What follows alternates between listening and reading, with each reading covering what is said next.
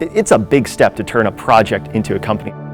There's so much you have to learn that you don't learn doing academic research. ZenVR is a virtual reality meditation classroom. Our goal is to teach meditation beyond relaxation. So there's all these like meditation apps out there that give you like this 5-minute burst of, oh, here, have your daily dose of meditation for the day, but you're tied to that app.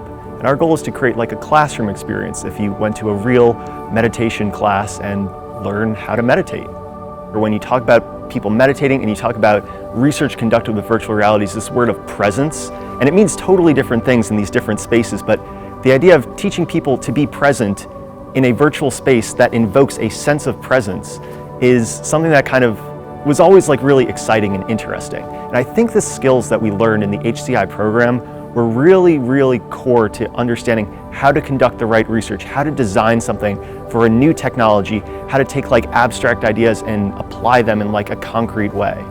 We spent a year researching meditation, how it's taught and how it's learned. We interviewed a whole bunch of Zen teachers, yoga teachers, counselors, just to see what is the process of teaching meditation like? What makes meditation difficult to learn? Why do people struggle with it? How do teachers teach it? We tried to bring that into a virtual reality classroom. So you put your VR headset on, you load up ZenVR, and you basically find yourself standing outside of this Zen hall.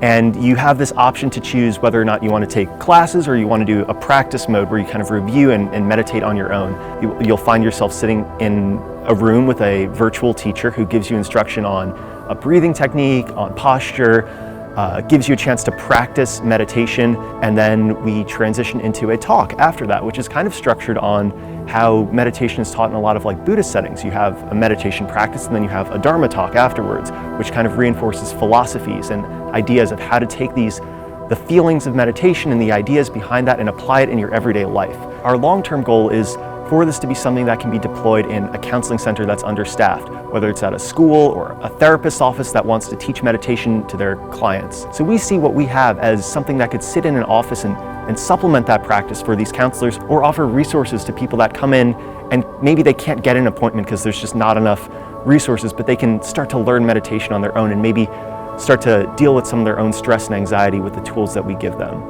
Georgia Tech, it definitely made it possible for me to take this research and bring it into the real world.